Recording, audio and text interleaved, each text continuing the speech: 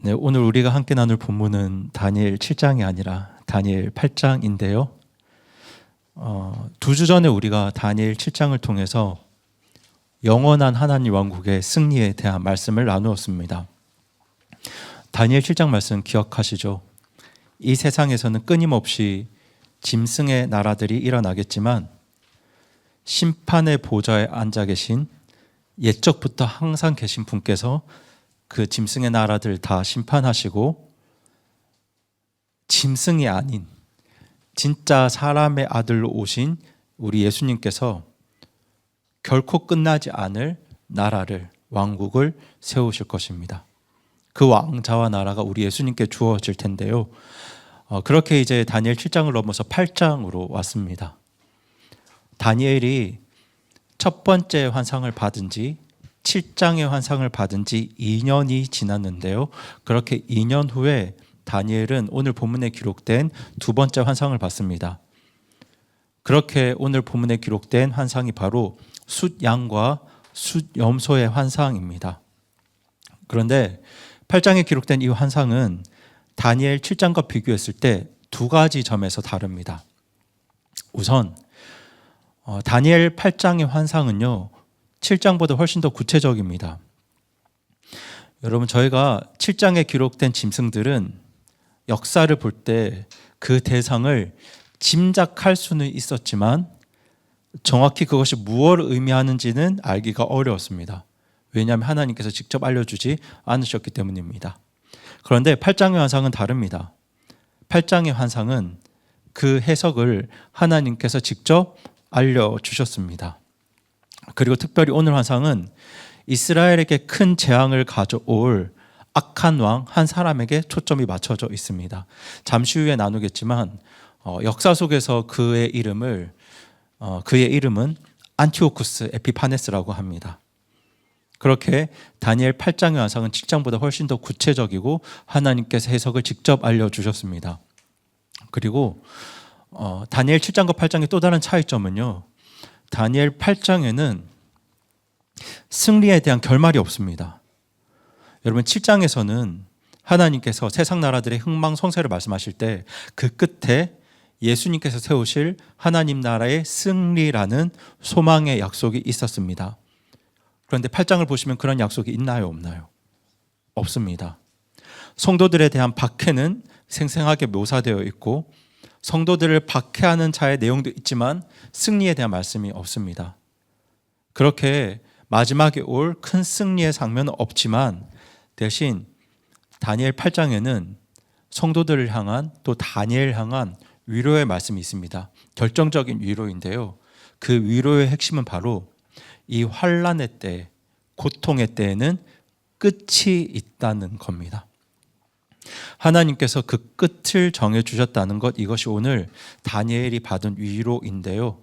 이 하나님의 위로가 오늘 저와 여러분에게도 닿기를 바라면서 말씀을 나누겠습니다. 그래서 오늘 말씀은 끝에 대한 말씀입니다. 그런데 무엇의 끝이 있냐면 저희 같이 한번 읽어보겠습니다. 시작. 모든 나라에는 끝이 있다. 네. 저희 8장 1절 2절 말씀 다시 한번 읽어보겠습니다. 시작. 처음에 내게 나타난 환상 이후에 벨사살 왕의 통치 제3년에 한 환상이 나 다니엘에게 나타나매 내가 환상 속에서 보았노라. 내가 그것을 볼 때에 엘람 지방의 수상궁에 있었는데 내가 환상 속에서 보았고 울레 강가에 있었노라. 아멘. 여러분, 지금 다니엘은 여전히 누구의 통치 아래 있냐면요, 누구의 통치 아래 있죠? 벨사살 왕의 통치 아래 있습니다. 여러분, 벨사살은 어느 나라의 왕인가요? 바벨론의 왕입니다. 네, 바벨론의 왕입니다. 느부갓네살 다음에 세워진 바벨론의 왕인데요. 그러니까 지금 다니엘과 하나님의 백성들은 여전히 이방 땅 바벨론에서 포로로 살아가고 있는 겁니다. 앞서 저희가 나누었던 느부갓네살, 하나님 앞에 회개했던 느부갓네살은 이제 사라졌고요. 하나님을 모르는 새 왕 벨사살이 바벨론에서 일어났습니다. 그런데 이 벨사살은 다니엘을 몰랐고요. 다니엘의 하나님도 알지 못했습니다. 그렇게 다니엘은 이제는 잊혀진 사람이 되어서 이방 왕을 섬기고 있었는데요. 그 다니엘이 무언가를 기다리고 있었습니다. 여러분, 다니엘이 기다렸던 것이 무엇이냐면, 저희가 다음 주에도 나누었겠지만 예레미야가 예언했던 70년이었습니다. 하나님께서는 예레미야를 통해서 유다 백성의 포로 기간을 70년이라고 말씀하셨고요. 70년이 지나면 그들을 다시 예루살렘으로 돌아오게 하시겠다고 약속하셨어요. 다니엘은 그 약속을 붙들고 70년이 차기를 기다리고 있었습니다. 바로 그 다니엘에게 하나님께서는 환상을 주시는데요. 지금 다니엘이 누구의 통치 아래 있습니까? 벨사살 왕 바벨론의 통치 아래 있는데, 그 환상에서 다니엘이 서 있는 곳은요, 바벨론이 아니고요, 페르시아의 수도 수상궁입니다. 그러니까 여러분, 이 환상의 배경 자체가 지금 무엇을 말하고 있는지 보이시나요? 한때 하나님의 백성을 정복했고 당시 세계를 지배했던 바벨론이 그 환상에서는 이제 사라지고 없다는 거예요. 다니엘을 포로로 끌고 갔던 그 나라가 이제는 환상에서 등장하지 않습니다. 그래서 다니엘이 몇 년 후에 벨사살 왕 앞에 섰을 때도 다니엘은 전혀 놀라지 않았어요.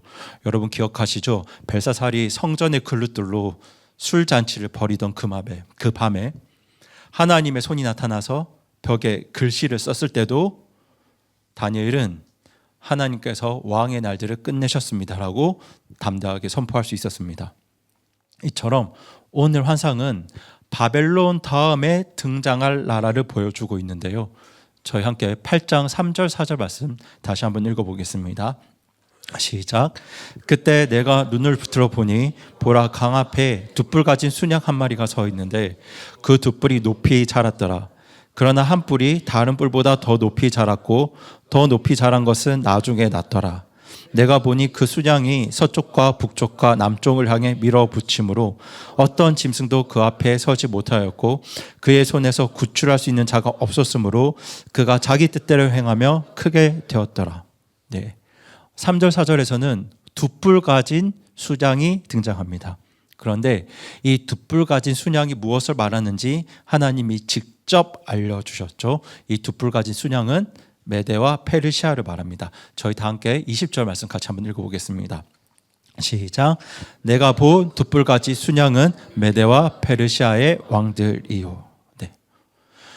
여러분, 메대 페르시아 제국은요, 페르시아가 메대를 정복하면서 형성된 나라입니다. 그래서 두 뿔입니다. 두 왕을 말하죠. 이 첫 번째 뿔인 메대보다 더 큰 뿔이 바로 메대 다음에 등장한 페르시아입니다. 그런데 성경은 이 둣불 가진 순양이, 그러니까 메대 페르시아가 서쪽과 북쪽과 남쪽을 향해 들이받는다고 말하고 있습니다. 이 말씀에 기록된 것처럼 당시 페르시아는 오늘날의 중동과 터키와 이집트를 아우르는 광대한 제국을 건설했는데요. 그 시대에 페르시아에 맞설 수 있는 나라는 없었습니다. 그래서 페르시아는 정말 강했고 동시에 교만했습니다. 자기 뜻대로 행하며 크게 되었다라는 4절의 말씀이 그들의 강함과 교만을 잘 보여주고 있는데요. 그런데 여러분, 아무리 강한 나라도 하나님께서 허락하신 때보다 더 오래 유지될 수는 없습니다. 여러분, 모든 나라에는 뭐가 있다고요? 끝이 있어요. 메데 페르시아에도 뭐가 있습니까? 끝이 있습니다.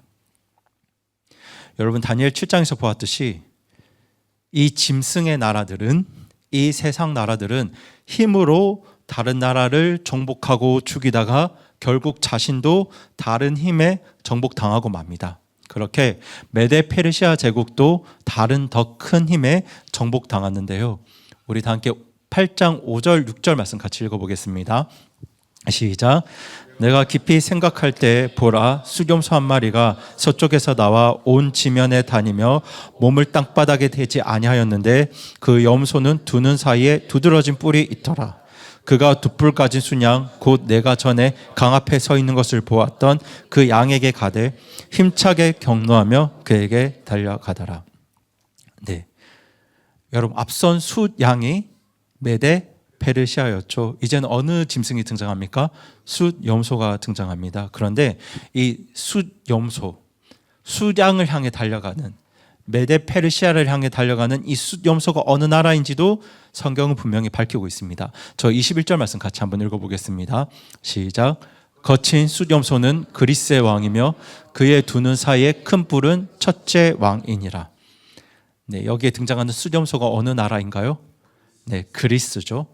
그리고 그 두 눈 사이에 난 큰 뿔은 그 나라의 첫째 왕입니다.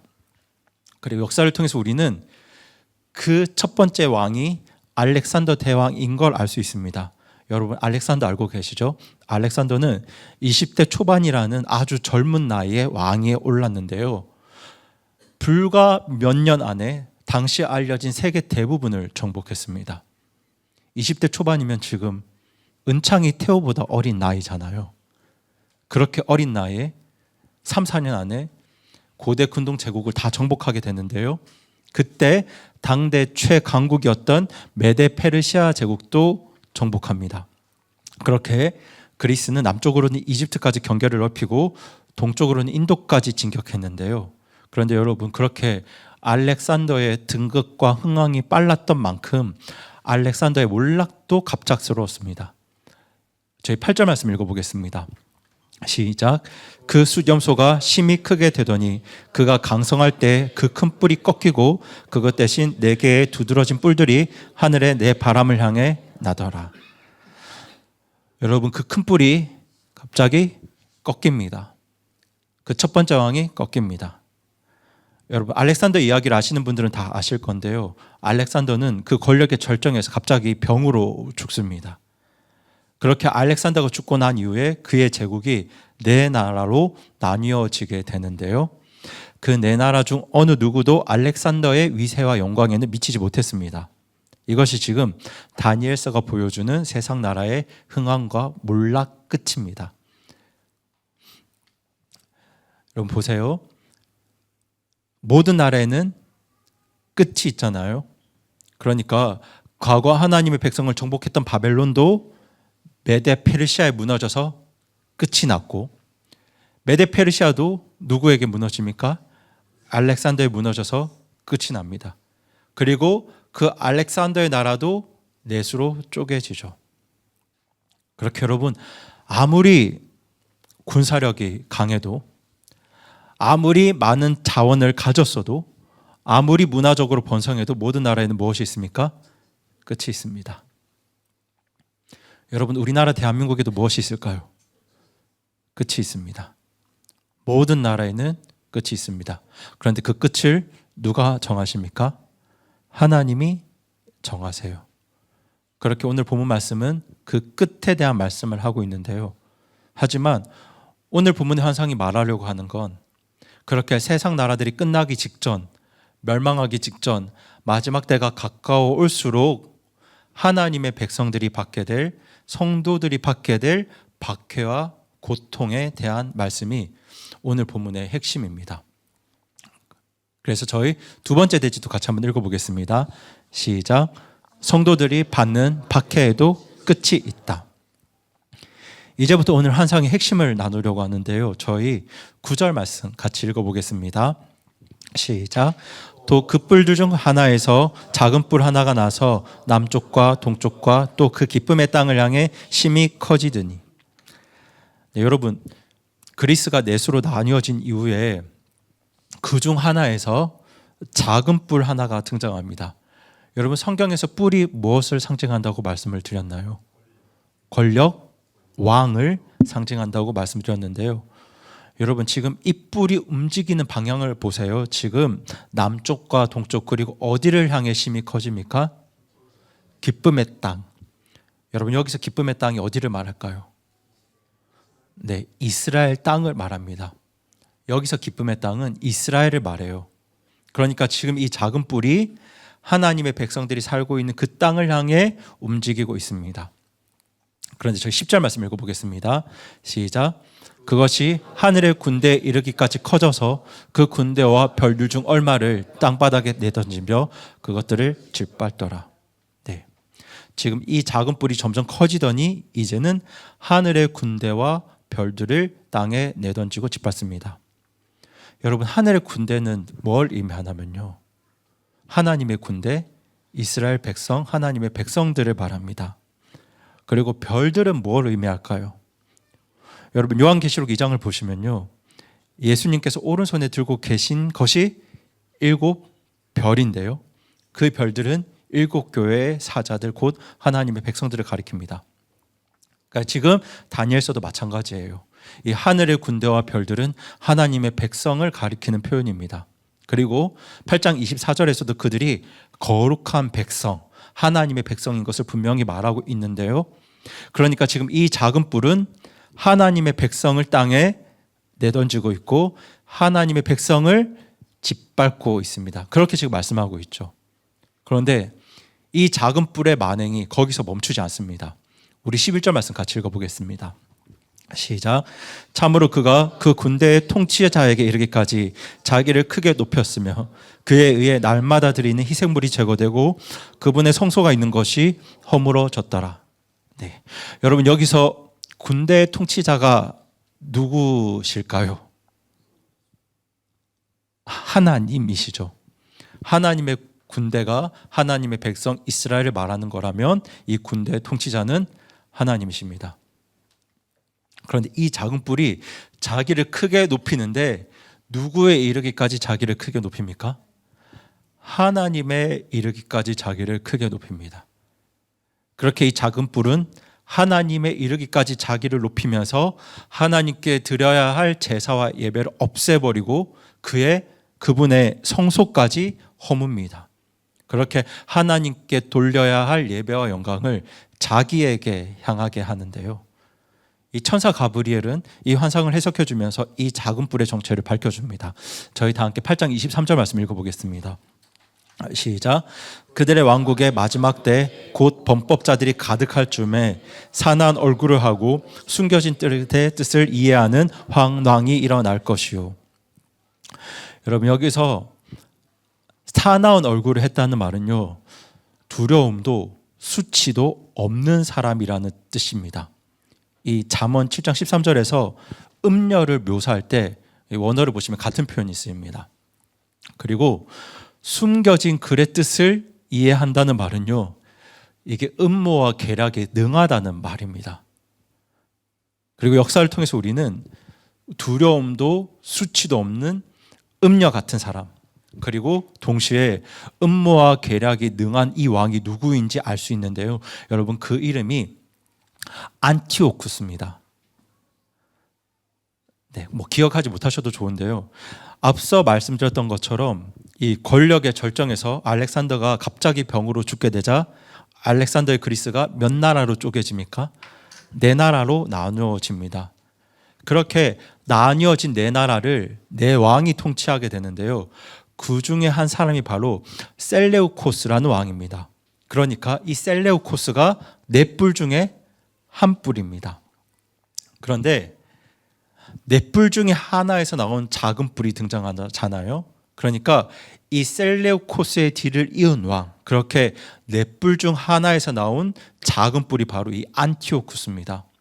이 안티오쿠스는 기원전 175년에 셀레우코스의 뒤를 이어서 왕이 되는데요, 그는 남쪽으로는 이집트까지, 동쪽으로는 파리티아까지 전쟁을 벌입니다.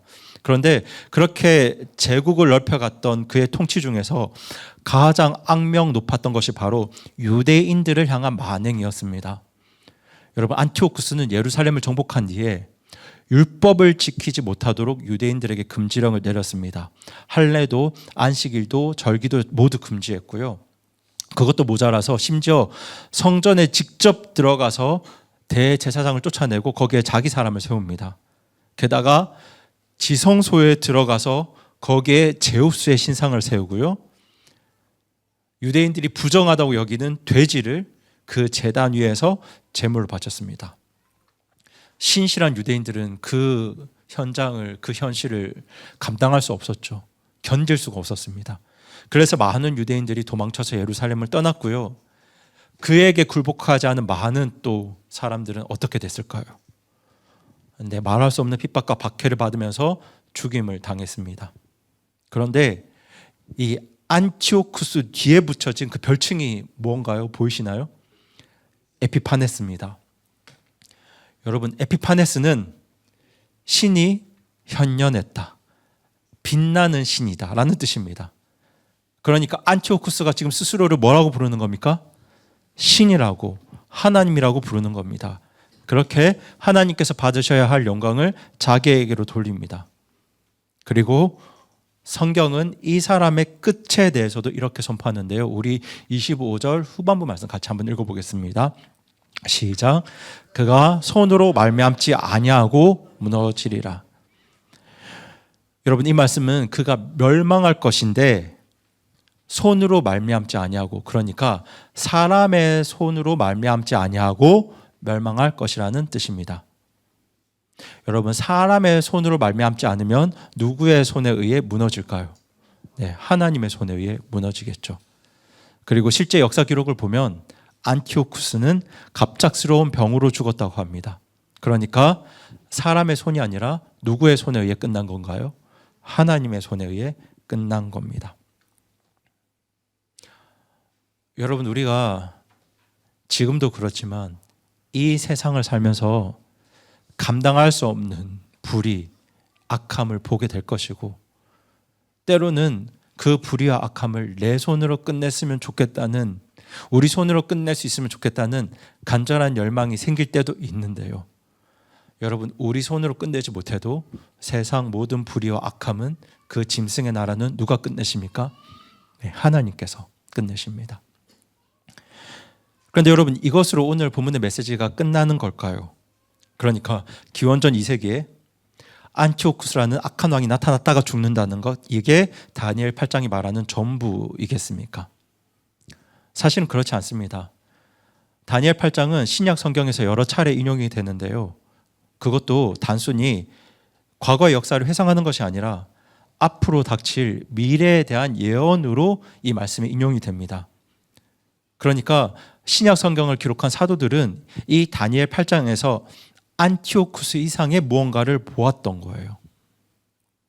그게 뭐냐면, 같이 한번 읽어보겠습니다. 시작. 사탄 마귀에게도 끝이 있다. 네. 저희 다 함께 데살로니가후서 2장 3절 4절 말씀 같이 한번 읽어보겠습니다. 시작. 아무도 어떤 방법으로든 너희를 속이지 못하게 하라. 먼저 떨어져 나가는 일이 일어나고 저 죄의 사람 곧 멸망의 아들이 드러나지 아니하면 그날이 오지 아니하리라. 그는 대적하는 자요 또 하나님이라 불리거나 혹은 경배받는 모든 것 위로 자기를 높이는 자로서 하나님처럼 하나님의 성전 안에 앉아 자기가 하나님인 것을 스스로 보이느니라. 네, 이 말씀은 여러분 사도 바울이 마지막 때 일들에 대해서 기록한 말씀인데요. 지금 마지막 때에 누가 등장한다고 합니까? 죄의 사람 곧 멸망의 아들이 등장한다고 합니다. 이 멸망의 아들은 마지막 때에 일어날 적그리스도를 말하고 있는데요. 여러분, 이 죄의 사람, 멸망의 아들의 모습이 지금 누구와 비슷합니까?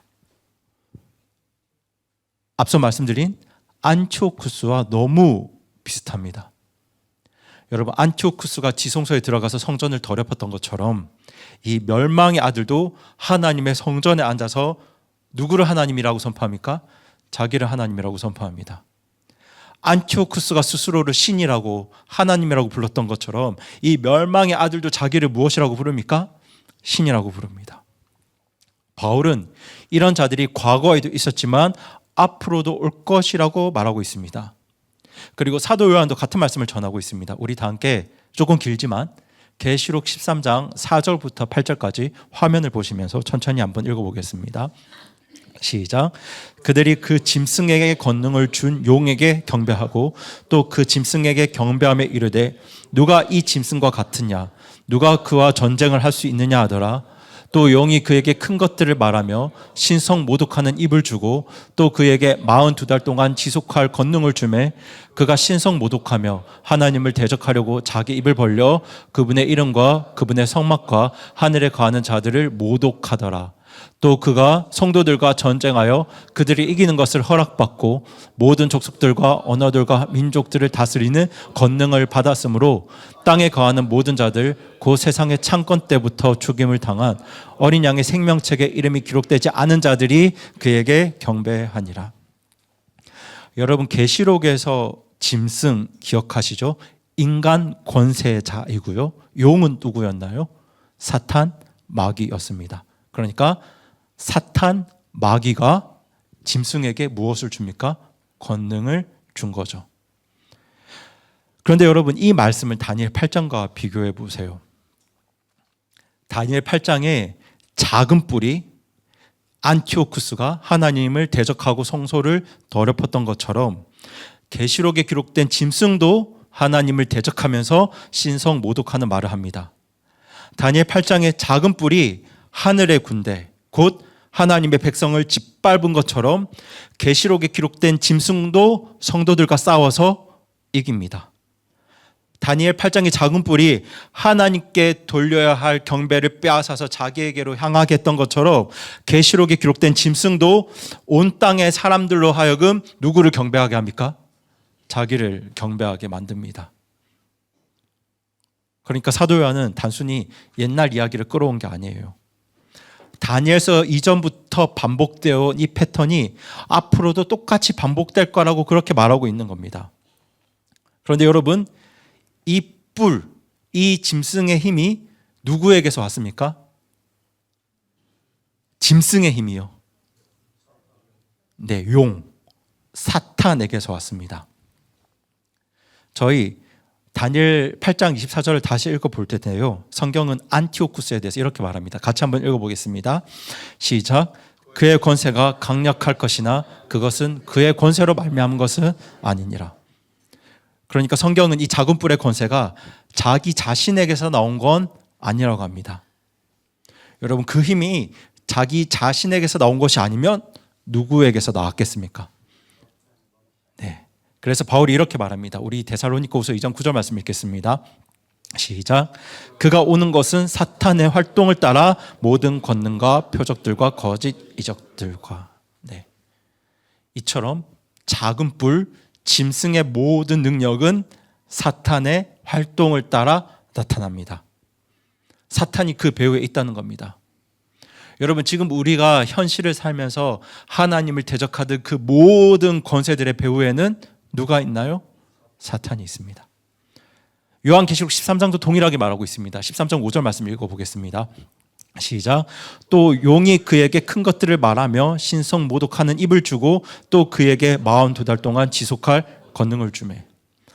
여러분, 여기서 그가 짐승입니다.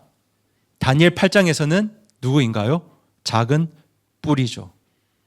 누가 짐승과 작은 뿔에게 권능을 줍니까? 용이 줍니다. 그 용이 누구죠? 사탄, 마귀입니다. 여러분, 이 싸움은 에덴 동산에서부터 시작된 싸움이에요. 에덴 동산에서 하나님께서는 옛 뱀을 향해 이렇게 선포하셨죠. 우리 3장 15절 전반부 말씀만 읽어보겠습니다. 시작. 내가 너와 여자 사이에 또 내 씨와 그녀의 씨 사이에 적개심을 두리니. 네. 옛 뱀과 여자 사이에 또 그 뱀과 그의 씨 예수 그리스도 사이에 무엇을 두셨습니까? 적개심을 두셨습니다. 그날 이후로 이 싸움은 계속되어 왔습니다. 여러분, 이스라엘 백성을 노예로 삼고 그 어린 남자 아기들을 학살했던 이집트의 파라오를 생각해 보세요. 여러분, 페르시아에 살던 유대인 전체를 말살하려고 했던 하만을 생각해 보세요. 베들레헴의 산의 아이들을 모두 죽여버렸던 그 헤로스를 생각해 보세요. 그리고 오늘 본문의 안티오쿠스를 생각해 보세요. 여러분, 이건 우연이 아닙니다. 그들 배후에 있는 용이 사탄 마귀가 반복해서 하나님 백성을 향한 이빨을 적개심을 드러내는 거예요. 그래서 사도 요한이 사탄을 묘사할 때 이런 표현을 씁니다. 우리 화면에 있는 계시록 12장 4절 전반부만 읽어보겠습니다. 시작.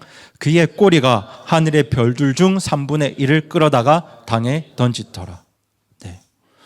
여러분 계시록 12장 말씀과 다니엘 8장을 비교해 보세요. 이미지가 똑같잖아요.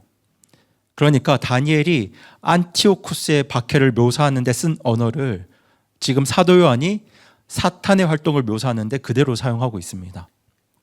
그러니까 뿔 뒤에는 용이 있고 박해자 뒤에는 사탄이 있다는 것. 이것과 지금 똑같은 겁니다. 그래서 여러분, 용으로 묘사되는 사탄 마귀와 그 용에게서 권능을 받은 뿔과 짐승들은요, 하나님의 백성을, 성도들을 미워합니다. 여러분, 그들이 우리를 미워하는 이유는요, 그들이 먼저 우리 하나님을 미워하기 때문이고요, 우리 주 예수 그리스도를 미워하기 때문입니다.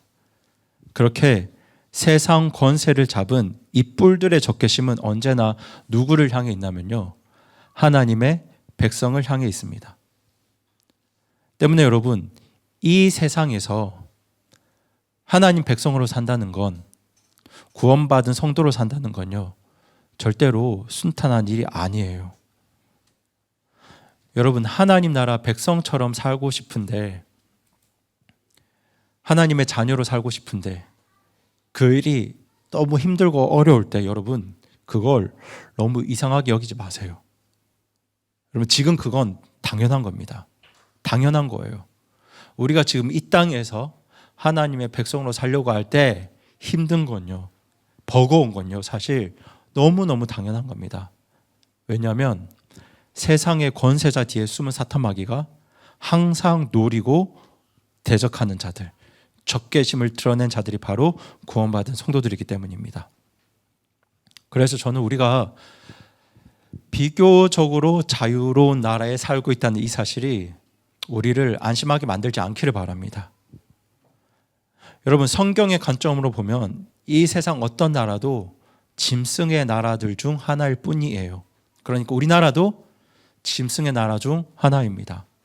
그 짐승의 세력들이 우리나라 안에서도 일어나고 있습니다. 아니, 지금 세계 곳곳에서 일어나고 있어요. 그리고 그 세력 뒤에는, 그 배후에는 누가 있습니까? 언제나 큰 용, 사탄 마귀가 있습니다. 여러분, 오늘 다니엘 8장 말씀이 무엇에 대한 말씀이냐면 끝에 대한 말씀이잖아요. 마지막에 대한 말씀인데요, 끝이 가까워 올수록, 주님이 오실 때가 가까우면 가까울수록 우리는 그 짐승들 뒤에서 일하는 옛뱀과 용의 권세, 사탄 마귀의 역사를 피할 수가 없습니다. 피할 수가 없어요. 여러분, 그 현실을 우리가 받아들여야 합니다. 그런데 여러분, 사실 성경의 이야기가 이것으로 끝이 나지 않죠. 뿔 뒤에 권세가 있지만 뿔 뒤에만 권세가 있는 게 아니잖아요. 또 다른 권세가 있습니다. 뿔 뒤에 있는 권세보다 훨씬 더 큰 권세가 있죠. 그리고 그 뿔에게 종말을, 마지막을 가져오는 권세가 있습니다. 오늘 본문은 그 권세를 이렇게 선포하고 있는데요, 우리 25절 후반부 말씀 다시 한번 읽어보겠습니다. 시작. 그가 손으로 말미암지 아니하고 무너지리라. 여러분, 성경에서 손은, 특별히 오른손은 권세, 권능을 뜻하는데요, 여러분, 여기서 손은 사람의 손이 아니죠. 지금 이 짐승들을 무너뜨리는 손이 누구의 손입니까? 하나님의 손입니다. 용을, 사탄 마귀를 배후에 두고 있는 짐승들을 끝낼 수 있는 손은 더 큰 손, 더 강한 권세, 더 강한 권능을 뜻하죠. 그 하나님께서 그들을 친히 끝내실 겁니다. 사람의 손으로 말미암지 아니하고, 우리의 손으로 말미암지 아니하고, 누구의 손으로 끝내십니까? 하나님의 손으로 끝내십니다. 여러분, 지금도 그렇지만 앞으로 우리가 더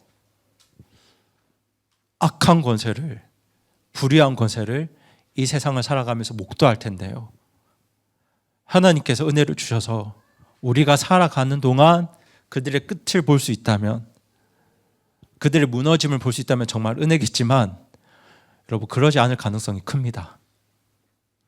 그 권세가 무너지는 건 사람의 손이 아니라 하나님의 손이 하십니다.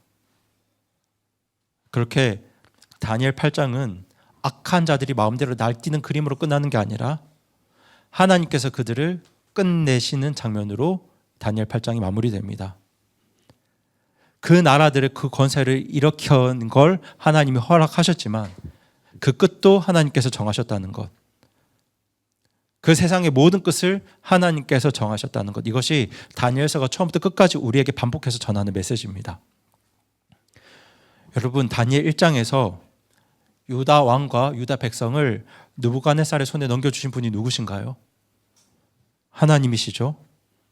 그 하나님께서 다니엘 4장에서 느부갓네살을 짐승처럼 들로 내쫓으십니다. 그 굴욕을 당한 느부갓네살이 결국에 무엇을 고백하냐면요, 자기의 뜻대로 행하시는 하나님, 누구도 막을 수 없는 하나님의 역사와 주권을 다니엘 4장에서 진심으로 고백하게 되는데요, 초대교회 성도들이 기도할 때도 똑같이 그 하나님의 주권을 고백합니다. 저희도 함께 사도행전 4장 27절 28절 말씀 읽어보겠습니다. 시작. 진실로 헤롯과 본디오 빌라도가 이방인들과 이스라엘 백성과 더불어 주께서 기름 부으신 주의 거룩한 아이 예수님을 대적하려고 함께 모여 무엇이든지 주의 손과 주의 계획이 미리 작정하사 이루려 하신 것을 다 행하려 하였나이다. 여러분, 지금 초대교회 성도들이 기도할 때 보세요. 헤롯과 빌라도가 예수님을 십자가에 못 박은 것도 누가 작정하신 거라고 말하고 있나요? 네, 하나님께서 주의 손과 주의 계획이 미리 작정하사 이루려 하신 것을 다 행하셨다. 하나님께서 미리 작정하신 것을 이루셨다고 지금 말하고 있습니다. 하나님이 하셨다고 말하고 있죠. 파라오에 대해서도 바울은 동일한 고백을 합니다. 저희 다 함께 로마서 9장 17절 말씀 읽어보겠습니다. 시작. 성경 기록이 파라오에게 이르기를 바로 이 목적을 위해 내가 너를 일으켰나니 이것은 내가 내 안에서 내 권능을 보이고 내 이름을 두루 온 땅에 밝히 알리려 함이니라 하시니라. 네, 지금 바울도 누가 파라오를 일으키셨다고 말하고 있나요? 하나님께서 파라오를 일으키셔서 하나님의 권능을 나타내 보이고 하나님의 이름을 두루 온 땅에 밝히셨다고 말씀하고 있습니다. 여러분 보세요. 파라오도 느부갓네살도 안티오쿠스도 헤롯도 빌라도도 누가 세우셨습니까? 하나님이 자신의 뜻을 이루기 위해 세우셨고요. 그들을 누가 끝내시나요? 하나님이 끝내십니다. 그렇다면 안티오쿠스가 예표하는 계시록에 기록된 그 짐승도 누가 끝내실까요? 하나님께서 끝내십니다. 계시록 19장을 보시면요, 짐승과 그 무리들, 그러니까 세상의 권세자들이죠. 그 세상의 권세자들이 흰말 탄 분을 만납니다. 그 흰말 탄 분의 입에서 예리한 검이 나오고 그렇게 짐승이 영원한 불옷에 던져지는데요, 그 흰말 탄 분이 바로 우리 주 예수님이세요. 그렇게 사람의 손이 아니라, 우리의 손이 아니라, 교회의 손이 아니라 예수 그리스도의 손에 의해서 그들이 끝을 맞이합니다. 그리고 마지막으로 그 짐승 뒤에 있었던, 그 배후에 있었던 용, 사탄, 마귀의 운명도 누구의 손에 의해서 끝이 날까요? 하나님의 손에 의해서 끝이 납니다. 사람의 손이 아닙니다. 교회의 손이 아닙니다. 성도들의 손이 아니에요. 우리 다 함께 계시록 20장 10절 말씀 읽어보겠습니다. 시작. 또 그들을 속인 마귀가 그 짐승과 거짓 대언자가 있는 불과 유황호수에 던져져서 그들이 영원 무궁토록 밤낮으로 고통을 받으리라. 여러분 보신 것처럼 성도들을 박해하는 권세자들, 교회를 박해하는 세상의 권력자들과 그 뒷배인 사탄은 지금 뭐가 정해져 있습니까? 끝이 정해져 있습니다. 여러분 그 끝을 누가 정하셨나요? 네, 하나님이 정하셨어요. 우리가 믿고 의지하고 사랑하는 하나님이 정하셨어요. 의로우신 하나님께서 정하셨습니다. 여러분, 그 하나님은 사탄 마귀와 비슷한 힘을 가진 분이 아니세요. 여러분, 우리는 하나님과 사탄이 동등하게 맞서 싸우는 그런 이원론을 믿지 않습니다. 여러분 아시죠? 사탄조차도 하나님의 허락이 없으면 아무것도 할 수 없어요. 욥기에서 사탄이 욥에게 손을 댈 수 있었던 것도 누구의 허락이 있었기 때문인가요? 하나님의 허락이 있었기 때문입니다. 하나님의 허락이 없으면 사탄도 아무것도 할 수 없습니다. 그러니까 사탄이 바로 뒤에서 일했던 것도, 안티오쿠스 뒤에서 일했던 것도, 헤롯 뒤에서 일했던 것도, 그리고 마지막 때에 그 짐승 뒤에서 일하는 것도 누구의 허락이 있었기 때문인가요? 하나님의 허락이 있었기 때문입니다. 하나님의 허락이 없으면 아무것도 할 수 없어요. 그런데 그렇게 일하는 짐승들과 사탄을 누가 끝내십니까? 하나님께서 끝내십니다. 하나님께서 그들을 끝내십니다. 여러분, 내용이 조금 어둡지만 다니엘 8장이 이야기하고자 하는 바가 바로 이 세상, 특별히 짐승과 그 짐승 배후에 있는 사탄 마귀의 마지막입니다. 그렇게 지금 우리가 다니엘 8장을 나누었는데요. 화면에 계속 7장이라고 뜨니까 제가 마음이 무겁네요. 저희는 8장을 나누고 있습니다. 그런데 다니엘이 이 환상을 받고 난 후에 어떻게 반응했냐면요, 아마 여러분 다니엘의 마음이 이해가 되실 거예요. 저 27절 말씀 읽어보겠습니다. 시작. 나 다니엘이 기진하여 며칠을 앓다가 그 뒤에 일어나 왕의 일을 행하였느니라. 내가 그 환상으로 말미암아 놀랐으나 아무도 그것을 깨닫지 못하더라. 보시는 것처럼 다니엘이 며칠을 앓습니다. 그만큼 이 환상이 다니엘에게 충격이었어요. 누가 고통을 받으니까요?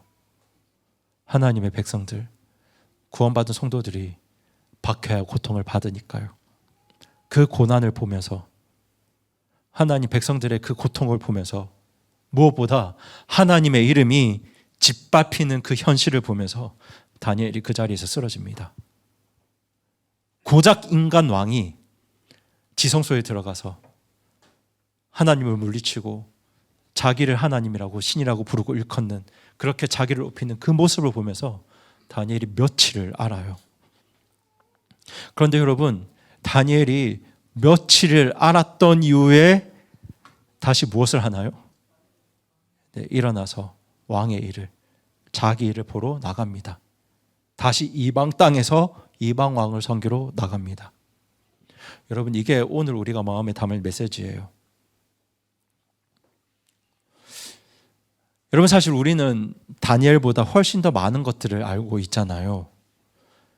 여러분, 다니엘은 이 환상을 통해서 앞으로 올 일들을 보았지만 그 끝이 어떻게 될지는 잘 몰랐어요.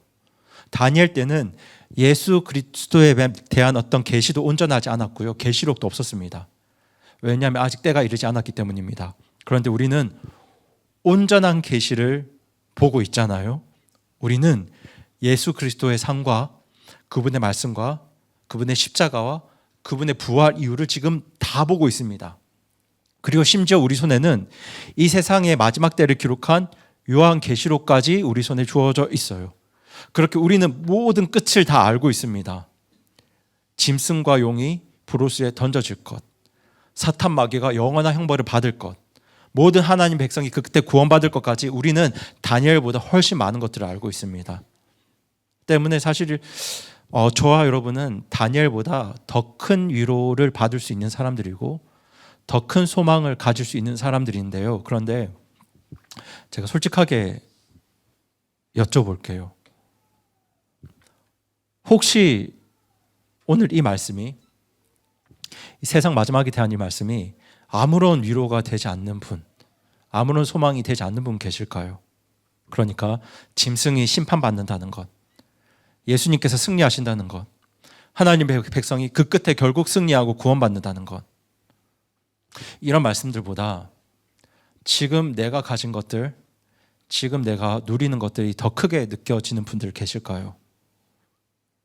혹시 그렇다면 그건 사실 우리의 마음이 이 짐승의 나라에 너무 많이 기울어져 있다는 신호일 수 있습니다.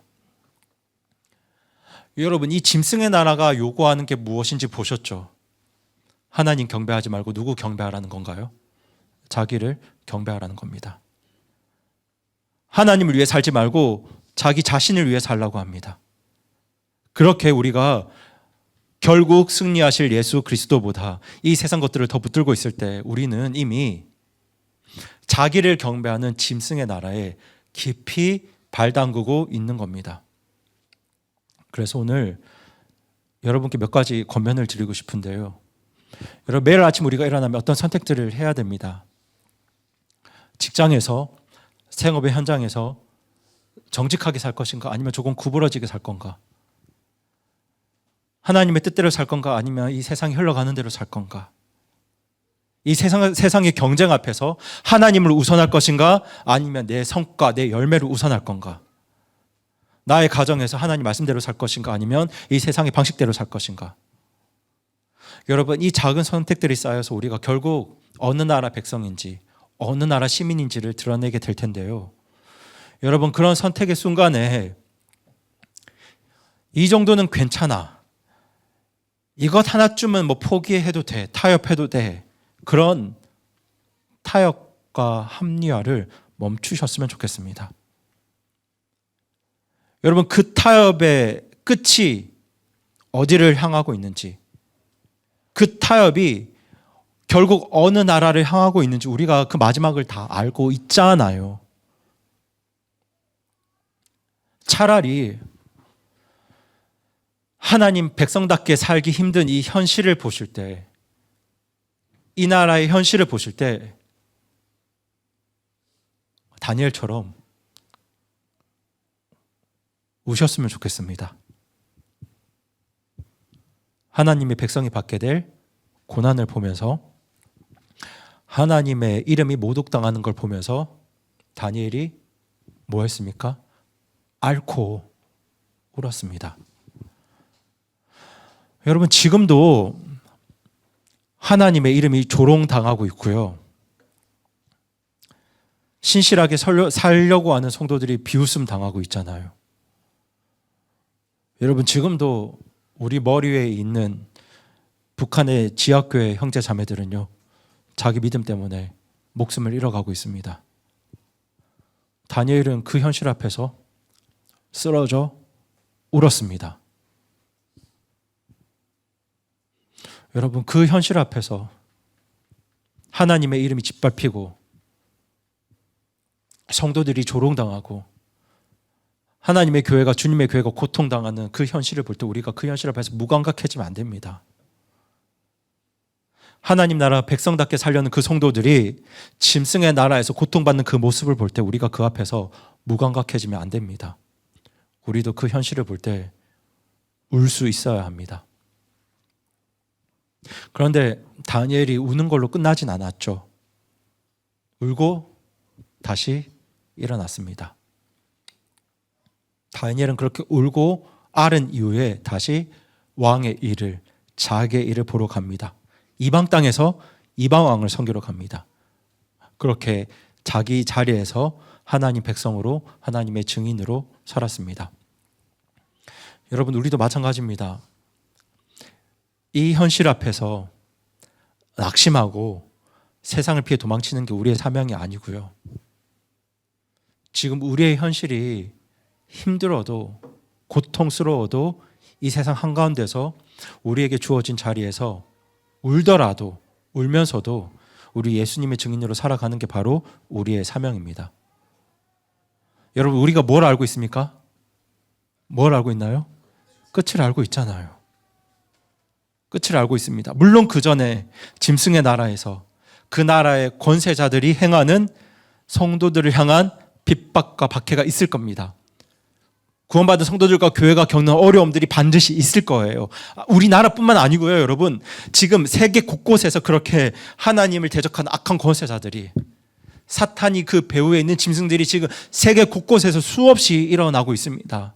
여러분, 우리가 그 역사를 피해갈 수 없어요. 여러분, 그것을 피할 수 있다고 생각하지 마세요. 성경은 피할 수 없다고 지금 기록하고 있잖아요. 그런데 여러분, 그 짐승의 끝이 정해져 있고요. 구원받은 성도들과 교회의 끝도 정해져 있습니다. 그 끝을 하나님이 정하셨고 그 마지막을 하나님이 집행하세요. 그러니까 너무 두려워하지 마시고요. 놀라지 마시고요. 그리고 어떤 순간에도 타협하지 마시기 바랍니다. 안 하셨으면 좋겠어요. 세상이 이렇게 흘러가니까 이거는 하나님의 방법이 아닌 것 같은데, 이 짐승의 나라들이 행하는 원리고 방법 같은데 세상이 이렇게 흘러가니까 이렇게 하지 않으면 내가 살 수 없을 것 같으니까 조금 타협하는 것, 조금 뜻을 바꾸는 것, 이런 거 안 하셨으면 좋겠습니다. 그 하나하나의 타협과 선택들이 그 마지막에 어떤 결과로 남을지 우리가 알고 있으니까 안 하셨으면 좋겠어요. 그리고 오늘 이제 설교 마지막에 제가 그 사도 베드로가 남겼던 말씀을 읽으려고 하는데요. 이 말씀이 참으로 어려울 마지막 때를 살아갈 저와 여러분에게 큰 위로가 되었으면 좋겠습니다. 저희 다 함께 베드로전서 5장 10절 11절 말씀 같이 읽어보겠습니다. 시작. 그러나 모든 은혜의 하나님 곧 그리스도 예수님을 통해 우리를 부르사 자신의 영원한 영광에 들어가게 하신 분께서 너희가 잠시 고난받은 뒤에 너희를 완전하게 하시고 굳게 세우시며 강하게 하시고 정착시키시리니 그분께 영광과 통치가 영원 무궁토록 있기를 원하노라. 아멘.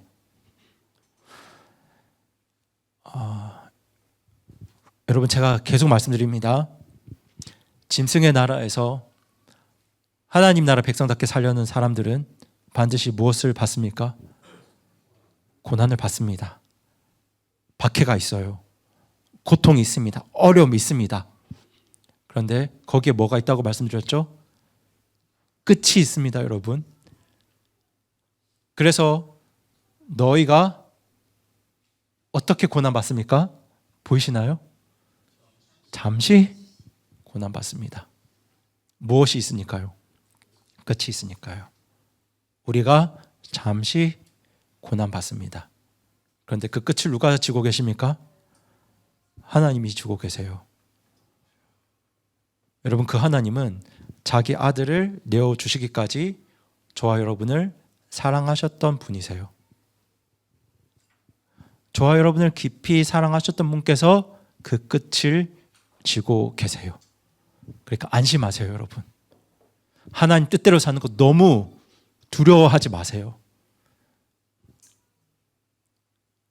하나님 뜻대로 살려고 선택할 때마다 여러분 불안하고 두려우실 거예요. 그런데 두려워하지 마세요. 그 고난의 끝은 하나님이 주고 계십니다. 그리고 그 마지막까지 하나님께서는 이 잠시 받을 고난을 통해서 저와 여러분을 완전하게 하시고 굳게 세우시고 강하게 하십니다. 그러니 여러분, 오늘 어려운 현실 앞에서, 시험 앞에서 너무 두려워하지 마시고 너무 낙심하지 마시고 끝까지 하나님 의지하면서 하나님 나라 소명하면서 그 믿음의 길을 걸어가시기 바랍니다. 그럼 저희 잠깐 기도하시겠습니다.